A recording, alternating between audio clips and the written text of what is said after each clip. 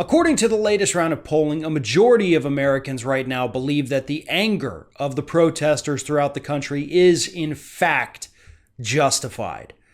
Now, they may not always agree with the actions that they're seeing all over the news right now. Actions that, as we're finding out, may not actually be from protesters, but from groups pretending, going out there just causing trouble for the sake of causing trouble. But nevertheless, majority of people in this country, 57%, agree that the anger that these people have is in fact justified. And actually 54% say that their actions are either completely or somewhat justified. So you could even say that even a majority of people in this country agree that what they're doing, even some of the bad things that are happening, are still justified. That is an important thing to know. Because what's happening right now is Donald Trump is out there trying to paint himself as the law and order guy. You know, the one that's going to return to normalcy, the one that's going to rein all this in, the one that's going to put your mind at ease and get rid of all the bad things happening. But this poll is showing most Americans agree that, hey, these bad things, they kind of need to happen. The anger that we're seeing in the streets, they should be angry. The police officers killing unarmed black people, that's a real problem that needs to be addressed. And that's actually another thing the poll found out. For the first time in polling history, most Americans agree that yes, police officers are more likely to use excessive force in situations where the suspect is black compared to white.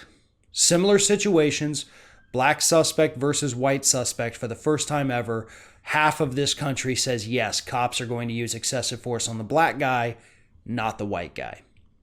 4 years ago, only a third of this country said that, and now half. Oh, excuse me. I'm wrong about that too. It's not a half. It's 75%. 75% now believe that, yeah, cops are harsher towards black suspects than they are white suspects. And that is also, again, part of the reason people say that the anger we're seeing right now is justified. But the poll doesn't necessarily even matter either. What matters is what we see. This anger is, in fact, justified. I don't care if you think it is or not. It is. If you think it's not, then that's a you problem. A you problem because you probably haven't had to experience any of this or known someone who has, or you've kind of turned a blind eye to all of the horrific videos we have seen emerge over the last few years. Those of us who haven't, those of us who do pay attention to this, we know that this anger is justified. You know, look at a guy like me, right? Do I have to necessarily worry about getting shot or murdered by a police officer for a routine traffic stop?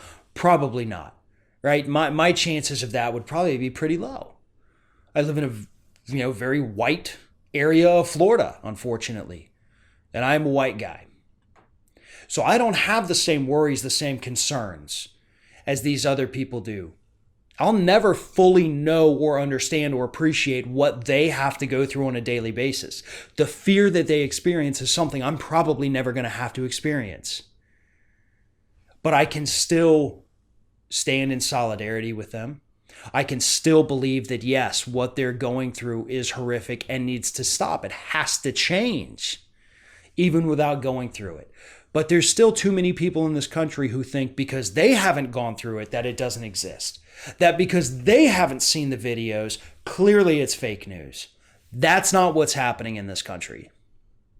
And more people are waking up to the fact that just because they don't experience, and they probably never will, that doesn't mean it's not out there for everybody else. They understand that now. And that is a very significant and sharp turn from where these polls were, again, just 4 years ago.